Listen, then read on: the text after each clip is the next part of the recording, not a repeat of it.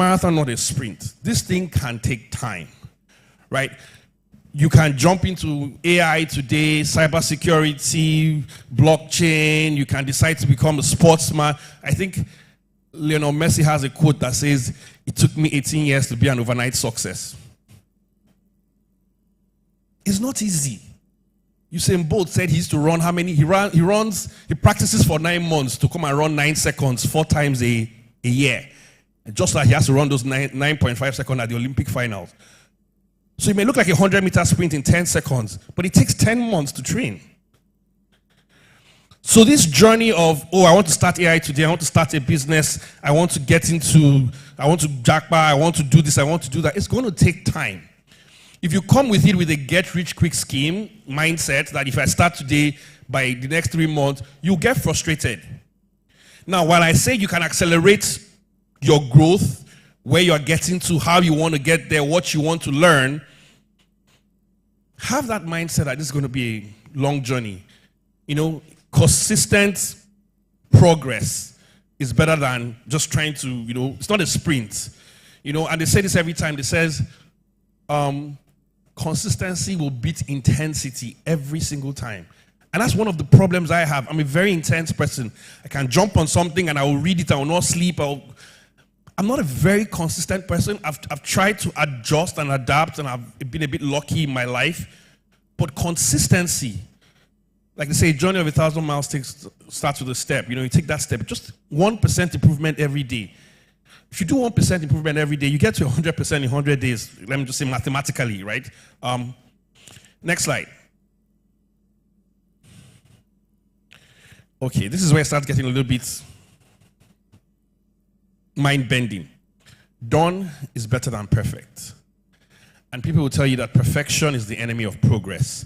Now, this is not a justification for being mediocre, right? But if you are trying to do something, don't let perfection get in your way. Don't say, because I've not gotten it perfectly right, I will not put it out there. Whether you're an artist, a web designer, a creator, a musician, go and look at the first films that Nollywood acted. Go and look at, the first version of those films. Go and look at the first drawing you did, the first book you wrote. Even look at your own handwriting when you're in primary school or something. But you got to make consistent progress. Look at how a baby learns a language. You don't read a dictionary to learn any language. You say the words you can say, and then as you grow, over time, it gets better. So we, especially in the industry, we say put your work out there. If you're building a website, don't wait until it's perfect. It has all the bells and whistles, video, color. Get it done. Show so that somebody can give you feedback. See, there are things in this slide that even me, I don't practice. I find it difficult. I've had situations, literally I've been fired at a job because I was asked to come up with a proposal, and I did the standard thing, file, new, had a blank screen, or you bring out a blank sheet of paper, and you don't know where to start. And when they asked me, I had a couple of ideas in my head. I even had things in my jotter. And when they asked me, how is it going? I said, don't worry, you have it by weekend, you have it by Monday. I kept procrastinating. And my boss could have done it, but he knew that I could do it, but didn't really know that I was having what they call a writer's block or a creative block. And my guy literally traveled. They went for the weekend. And we're going to do this presentation on Monday. And literally on Sunday, he called me and said, so where's this presentation? And I didn't have it. I think at the time, this was like 2010. I think at the time he was 2010 or 2011. I think he was actually in Obudu Cattle Ranch. And then he cut short his trip. Or he came back, and instead of going to bed, he started working on a second copy of the presentation. And by the time we got to the meeting the next morning, when I sent him my version, it was obvious that I had not done it. Do you understand? But if I had done something and shared it with him, he would have. So he was actually very upset because the direction I was going was very good, but it wasn't solid. And he could have taken what I had worked on and made it solid. But he went and did his own. And not too long after that, I think about a month after that, I got fired from the company. And that company is still successful today. It's one of the successful mobile money companies in the world. So put your work out there. Let somebody help you, criticize you, instruct you, guide you. Don't, because you want to make it perfect, you withhold from showing what you're capable of doing. Next slide. I think it's going to get mind-bending. The only thing worse than a bad decision is no decision. Indecision is a terrible thing. It's better to make a bad decision than to make no decision. And then there's so many illustrations I can use for this, but I have to choose very carefully. But the point is, I'll give you one example, and anybody who has a little bit of an IT background, come to me. I go to a conference and I speak, and then you hear them, they have this kind of arguments amongst developers. Which coding language should I learn? PHP or Java? JavaScript or this? I want to do something. Should I do product management or should I do project management? That's okay. Pick one, have a conversation with the person. And then I come to the same place 1 year later for the same conference, and that person is still trying to decide, I wanted to go into this IT thing, but I'm not yet decided whether I want to go into product. Okay, which one feels say go pay me pass?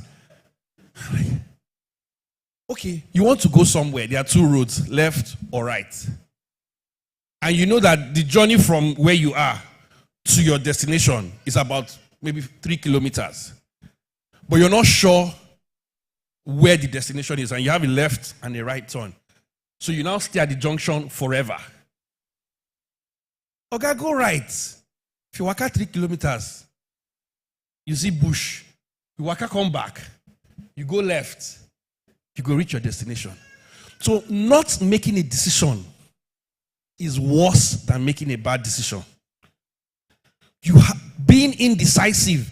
Should I do this business? Should I do that business? They gave you money and you've not started a business. You're thinking of a business to start. Then you start pinching the money. You know how it is when money enters your hand. Hey, they're going to your somebody's in-laws friend's mother will die, right? Then your wife's will now oh Lord, spend that money before they give it to you. If not, something will help you. Next slide. All right, this one is also a little bit mind-bending, but it's straightforward. It says, to get what you have never gotten before, you need to do what you have never done before. This is what I dwell on. This saying, and done is better than perfect, are the two things that drive my life. When I go out there and I try to do something, I don't try to be perfect, I just get it done. When I lead teams now, we're planning a conference for next week, I just keep telling people, just put it out there. Don't let it be perfect, just get it done. They're trying to perfect it. Oh, the graphic designer needs to add one other thing. There's a mistake somewhere here. I said, yes, there's a mistake. But if you send it back to the graphic designer, it will take another 48 hours for him to send us, or 24 hours. Let's put out this flyer there. Thank God we are now in the age of internet and things you can update, website. Publish the website. Oh, we put the date, we didn't put the time. And let people at least know the date. They can buy their ticket and come. Let them see the date and now call you and say, oh, this your thing is on so date. What time is it? But you can't say that because the graphic designer is still working on it, we will not put anything out there as... So I'm not saying you should make errors deliberately. What I'm saying is don't overthink some things. The people who are in psychology, they call it analysis paralysis. You're really thinking of something, you decide not to do anything. But to get what you have never gotten before, you need to do what you've never done before. Let's break it down. If you want to go into university, you have to take JAMB. You've not taken JAMB before. If you've not taken JAMB before, how will you get into university, right? If you want to, I don't know, you want to win a contract, you have to write a proposal. Maybe you've never written a proposal before. So if you are a C student or you are just mid-level student and you now want to become an A student, you see people that have been reading all night. You normally read once an hour. But I know if you read past 1 hour in my head, I get to go play ball or I get to go find something. So the person that has been reading all night, how do you think the person is gotten that thing? Yesterday I talked about something and I wanted to even make a reference. Now I have an opportunity.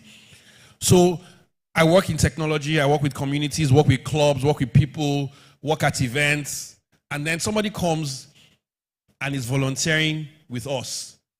Moving the chairs around, helping organize transport, logistics, speaker management. And then tomorrow, I have a job or a job offer to give somebody. And I see this person that has been organizing and volunteering for me. And I see this one that says, if they don't pay me, I don't go feel work. Who do I give the job to? It's a no-brainer. So you've never volunteered before. You've never sacrificed. You've never invested. You've never sown a seed. You've never given your time to church, to anything, to a cause. That benefit you're looking for, that promotion you're looking for, you're not going to get it. Or it's not going to come easy. Maybe they'll just give you, let my people go. But if you really want something extraordinary, you're going to have to put an extraordinary amount of effort. Period. And then next slide puts this in a different way.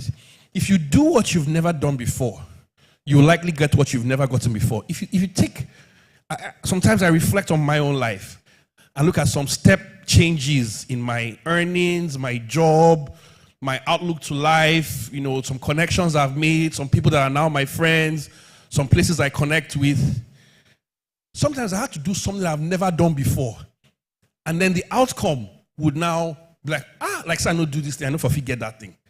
If you just take a step back, some project you executed, some contract you won, some deal that you sealed, some relationship that you built, there was something that you had to do.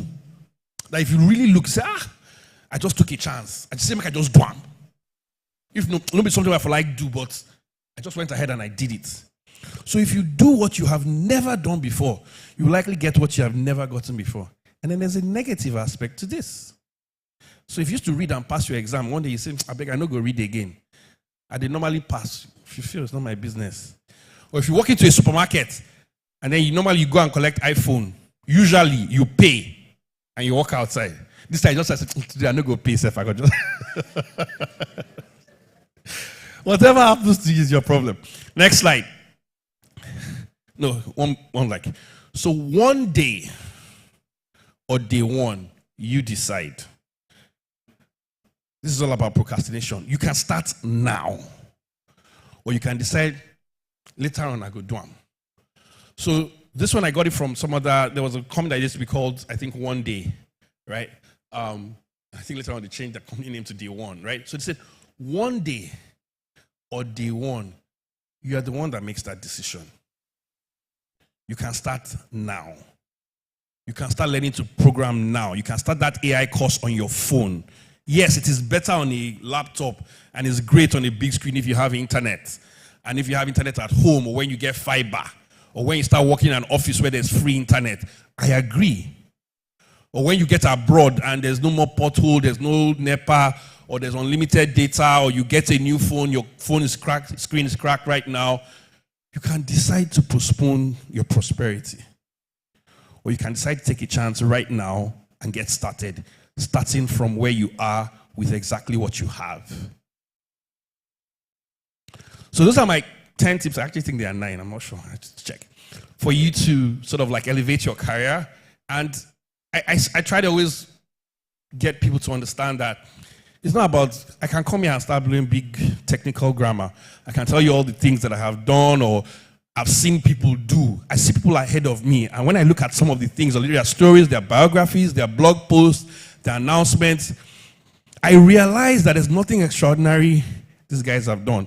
Most of the things they have done are right here. Most of them I know. Like I said, I don't necessarily practice as much as I preach, right? So I really will, if you can just take it back to the beginning again, I just want to step through. So let's go back to the first slide. Back. Yep. Start from where you are. Start with what you have. There is more than one path. The best way to learn is to teach. When you teach, two people are learning. Next slide. It's a marathon, not a sprint. Done is better than perfect. Done is better than perfect. That's, if you've ever been on a team with me and you've not embraced that one, it's not me.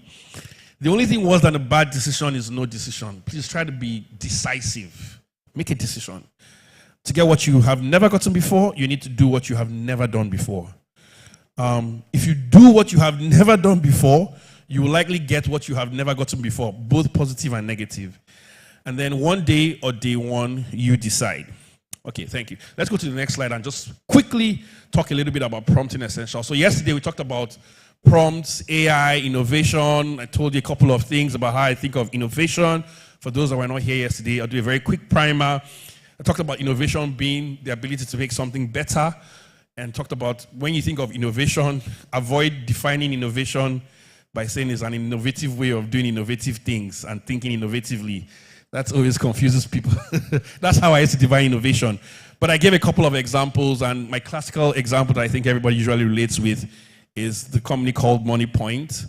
and probably even OPay, that in less than 3 years, they're one of the most popular payment platforms, bank, POS terminals used by all businesses.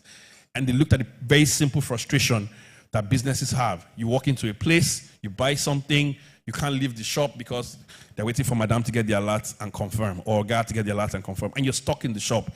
And then what did these guys do?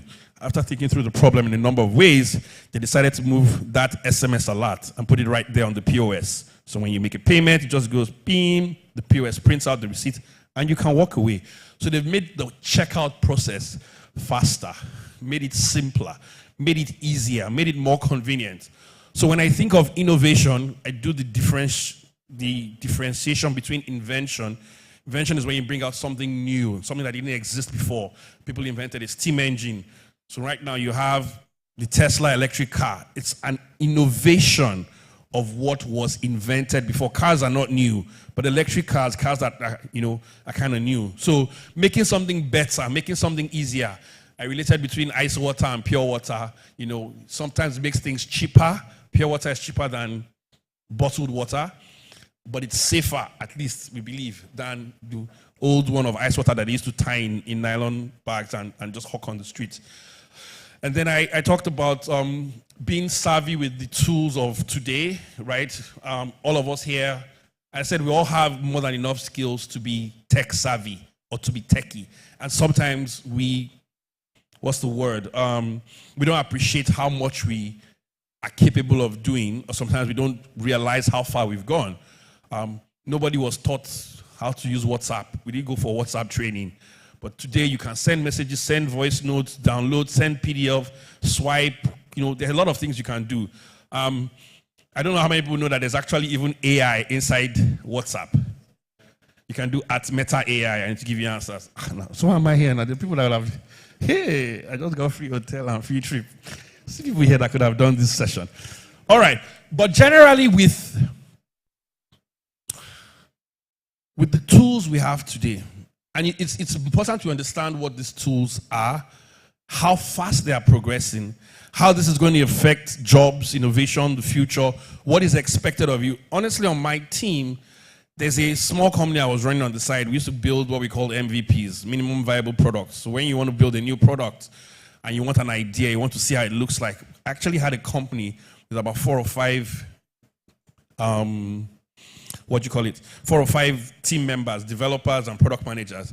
And we used to take 6 months, 3 months to build an MVP, just a prototype of a software or a platform or an app you want to build.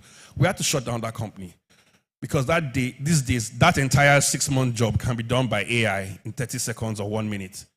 There are apps like Firebase Studio, Lovable, Replit that you tell them, oh, I want an app that manages my expenses. It won't give you a perfect app, but it will give you something. It will just go and to do it like magic, right? So the world has changed, and we have to keep up. And the first thing you need to do is you need not be intimidated about AI. It is there. All the governments are talking about it. All the big companies are throwing tons of money around it. It's in our daily lives. We use it even when we open maybe our YouTube or Spotify or some music player, and when you play one song, it now gives you similar songs.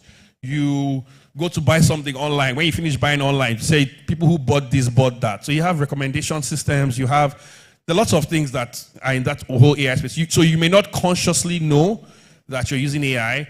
Even if you can remember the oldest phones we used to have, when you want to type a text message, then you had T9, then you had predictive text. Now you have autocomplete. Some of those things are manifestations of AI, which naturally we're already using them, but you may not recognize that this is actually AI. So fundamentally, the way I want us to picture these new technologies, how does it work? What is it used for? And right now that it's a new thing being used in this sector, how can it be used in my sector? So if you have encountered anything like this ChatGPT or that Meta AI, right? Actually, there's this whole thing of prompting essentials, how to prompt. Very important you learn how to do it. And I tell people that AI is just a tool. It's just like you want to eat and you have cutlery, right? You have fork, you have a knife, you have a spoon. Can you use a knife to drink Gary? without injuring your mouth. It doesn't make sense, right? And they're not going to use a spoon to cut meat or to try to, sell suya with spoon. It doesn't work that way. A tool is best used for what it was designed for. Unfortunately, this is a very powerful all-in-one tool. It's kind of like what they call a Swiss Army knife or a toolbox. So you have to know what to look for and how to use it to get the best out of it. Yeah. So, next slide. How do I make the best use of AI tools like ChatGPT and Gemini? Right? These things are infinitely powerful. And I'm going to introduce you to a sort of framework that we use for prompting. Next slide. So, this is, and I put a link to this video or the course at the end of this. It's one of the Google courses. It's called Prompting Essentials. Sometimes it's called Start Prompting Like a Professional. We say thoughtfully create really excellent inputs, right? This actually is kind of like what they call, I think it's a mnemonic or something like that. It stands for something else, but I want you to really think about this. It says thoughtfully create really excellent inputs. Next slide. And basically, when you want to prompt, you think of the task, you think of the context, the reference, you evaluate, and then you iterate. So TCREI, that's why we said thoughtfully create really excellent inputs. So every time I want to do a really powerful prompt, I want the AI to go do some really amazing work for me, I refer to this acronym or mnemonic or whatever and that's the way it's even taught in that course, which eventually, if you get the time to watch it, it will make a big difference. But I was telling my brothers in our WhatsApp group, and even when I was trying to get the link to the course, instead of searching online, I just went to my brother's WhatsApp group and I pulled it out. That course, in the last 5 or 10 years, that video I watched, and I think the way it's restructured now, it's about 30 minutes. You don't need to watch the whole 30 minutes. It gets progressively more complicated. That is the best course I have taken in my life in the last 10 or 15 years, the course on Prompting Essentials. And it has changed the way I use AI in my daily life, at work, to write proposals, reports, to synthesize information, I use AI mostly like a thought partner. When I want to do something, I think, and I say, okay, how would I go about this? It's like going to look for somebody that's experienced in something and say, if now you want to do this, can I say, if I take Duam, you understand? If you wanted to cook this soup, what approach you would have taken? So that's really where I use AI a lot as a thought partner. And why this is really very relevant to me, I mentioned this 15 years ago. I got fired because I didn't have AI. I got stuck on outlining a way to write a proposal or a presentation. And the writer's block, that white screen of death, as we normally call it, it was so bad that even though I had a lot in me, I just needed someone to bounce off my ideas. So let me pick your brain and things like that. So there was a video I was watching that said, think of AI like as if you had Einstein or one of these very superpower as your neighbor or as your PA. You know, they said in your basement. We know they get a basement for Nigeria. So just think of it like, imagine if your PA was not just somebody that snatches ballot box during election. It was somebody that was really sensible. Like you could ask, is this recorded? It was really a personal assistant, someone that could assist you. So I'm going to give you one example, right, of a prompt that I gave. And I came up with this right this morning. Next slide. So I'm telling the AI, I said, you are the coordinator of the youth section of your church. You have been saddled with the responsibility of organizing a leadership conference in a neighboring city you have never been to. Draw up a list of tasks that should guide my or your event plan. I actually changed that, but this was saved before that. Now, if you really look at this, and I didn't have enough time to do all the highlighting, there's a very clear task I want the AI to do for me. And that is to draw a list of tasks. Incidentally, it's still tasks. But I'm saying, draw up a list of tasks. That's what I want the AI to do. I could say, come up with a proposal. I could give me 5 things to consider. That's the task. That's the output I'm looking for. So in this prompt, you see that I'm going to go through that TCREI. The task is give me a list of tasks or things I need to think of. And then sometimes when you talk about the task, you can put even a format. You can present it as a table, or as a list, or as a comparison, or as an infographic, or as a diagram. Even now it's getting more complicated. You can say, give me a small video, or a short clip, or a series of animations, or the outlines for a slide. So if you want to use AI very well, think of that first thing first, your task. If I was teaching this practically, unfortunately I couldn't, I would literally just write the task first. And then I will come back later and give the context. And the context is where I start trying to put the AI in the right mindset. Everything I'm putting now before draw a list of tasks, I'm telling him, you are the coordinator of a youth church. Of all the information you have in the world, about everything in the world, dump all of that. Just think as if you're the coordinator of a youth church. Youth section of the church. And now you have been saddled with the responsibility of organizing a leadership contract. I'm giving you more context and more reference. When it says saddled with the responsibility of organizing a leadership conference in a neighboring city I have never been to before.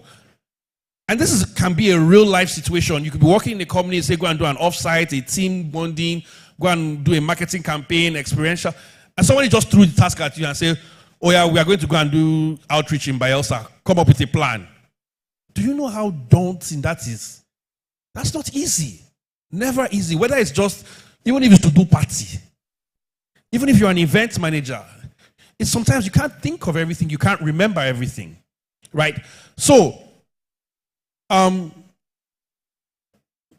since you're going to get the slides, we're going to just go to the next screen. The next screen is a link. It is what I typed into the Gemini. I don't use ChatGPT. I work for Google, so I'm using our own. But if you use the second link, and you go to bit.ly Annie-prompt-01, I really wish I created QR codes for this, but you're going to get the links to these slides. You would see what the AI gave me back as an answer. And it is absolutely amazing. Can you click the link and switch the video, and switch to that browser? Is it possible? If you can. Or if you are on your phone, you can open WhatsApp, maybe your chat with yourself or your friend. Just type the @sign, then Meta AI will pop out. You click Meta AI, so @Meta AI, then give a space, then just type that exact kind of prompt I said. You are the coordinator of a youth church. You don't even need to make it perfect. Just say, you are the coordinator of a church, you have been tasked with. Okay, so look, this is what the AI came up with. So you can, no, you don't need to save, go back. Yeah. Just dismiss. Yeah. It said leadership conference planning these things. And it starts giving you, here's a comprehensive list of tasks. Number 1, initial planning and vision. Task, define conference goals and themes. What's the primary purpose? Establish budget. Determine target audience and size. Set conference dates and duration. Form event planning committees. Keep going on. It now talks about venue and logistics. The unfamiliar city focus. City this. It just gives you almost a manual of things you can work with. Now, this is, you don't need to use this. And please don't just copy this and go and submit it. We know. But you can start crossing out and say, no, we don't need to do this now. This is not necessary. You know. And then, what I can tell you about stuff like this, you can enrich the prompt. This is why I'm talking about evaluation and iteration. If this thing gave out all these things to you and it has too much, you can say, summarize this into 10 bullet points. Or you can say, or you can say, narrow down your answers to the fact that I live in Port Harcourt and this conference is going to be held in Yenagoa. Use factual information from similar conferences such as Nigerian Bar Association, Nigerian Medical. You can add and can enrich the prompt. So that's why we're talking about there's a task. You give it the context and a little bit of reference. Check this, check that, do this, do that. And then you now go into evaluation and iteration. So I think it is 8:36. I'm supposed to shut down at 8:50. We have about 15 minutes to go. But basically, this is really what I wanted to get people to understand. When we talk about that innovativeness and how you're thinking of making things better, you don't have to struggle to do it yourself, because fortunately for all of us, we live in the age of AI.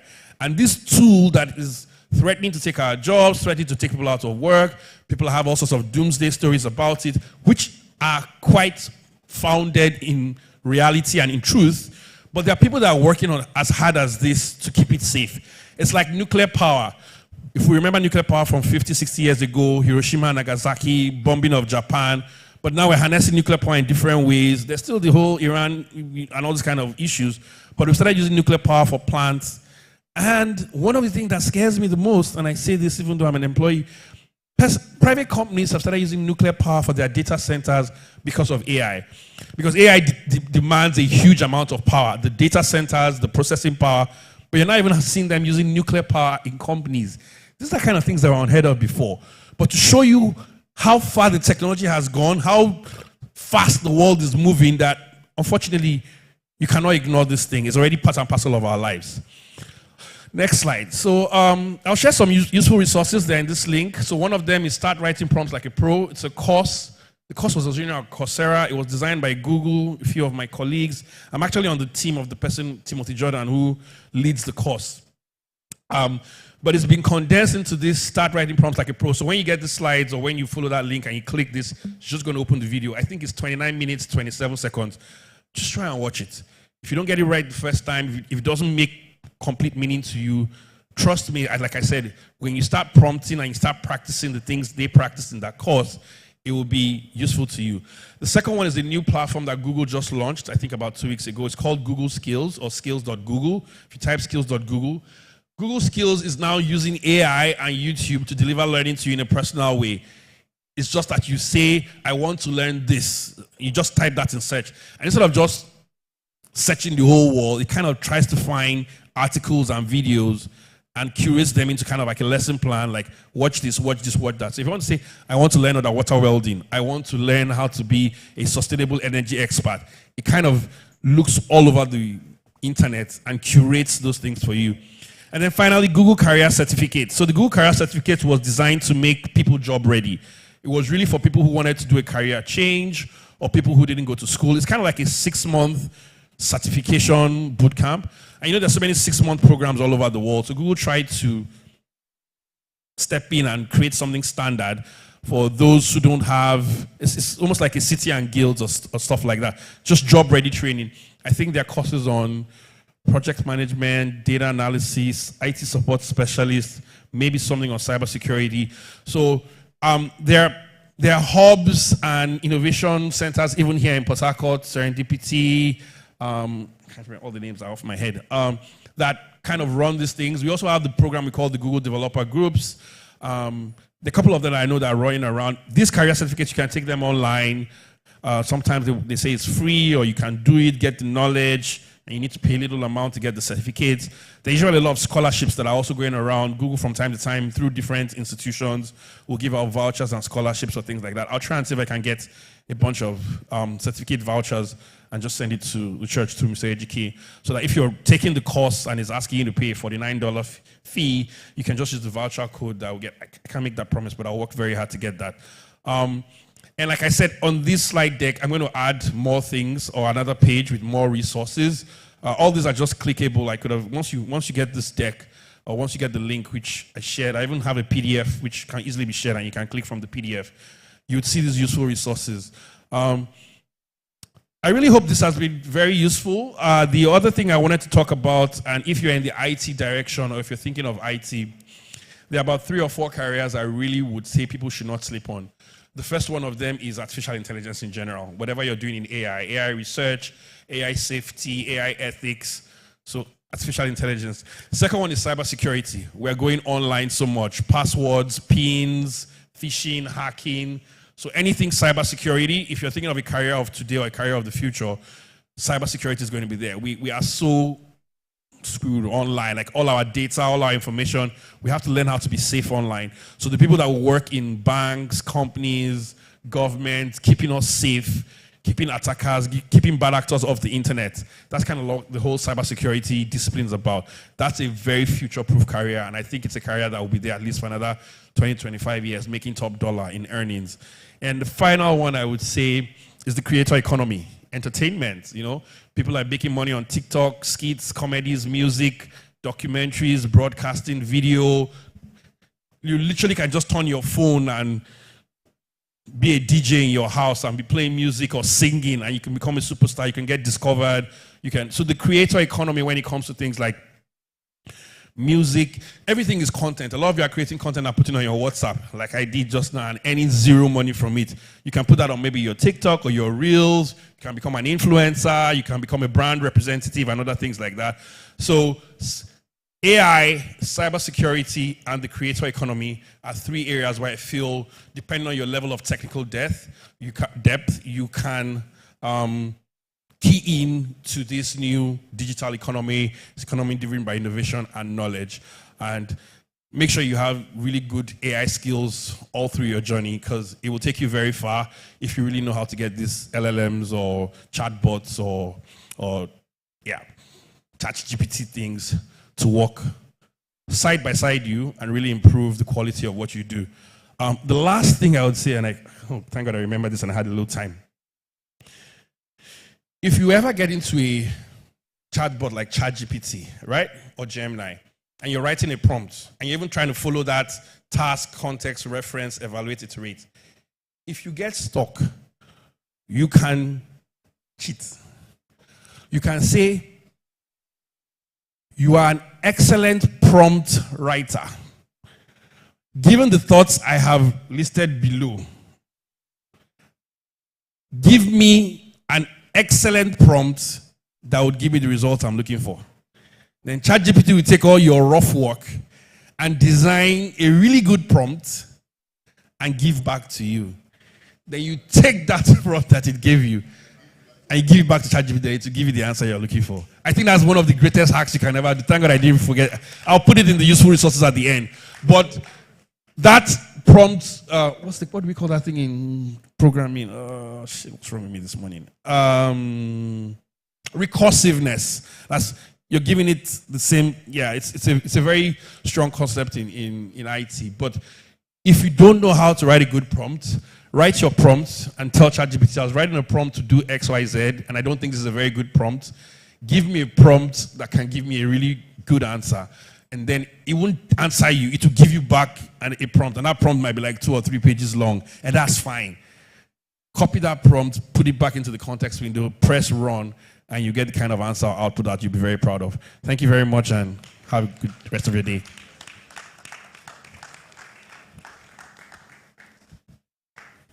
We still have time for any questions. I know we're trying to go to 8:50. It's 8:44. It's moderating. Is there anybody? Am I good? Can I go?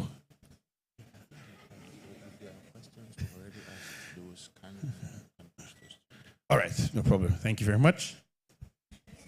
Please put your hands together for L.E.A.D. Double. You're clapping like you're clapping for me. I didn't do this. Thank you. Thank you. Thank you, sir. We are great and we are full. God bless you plenty. I'm sure that you've gotten something out of this. Scan the code. Send in your questions if you have. And please, utilize what you have learned. The essence of knowledge is usage, not storage. See you by 9 a.m.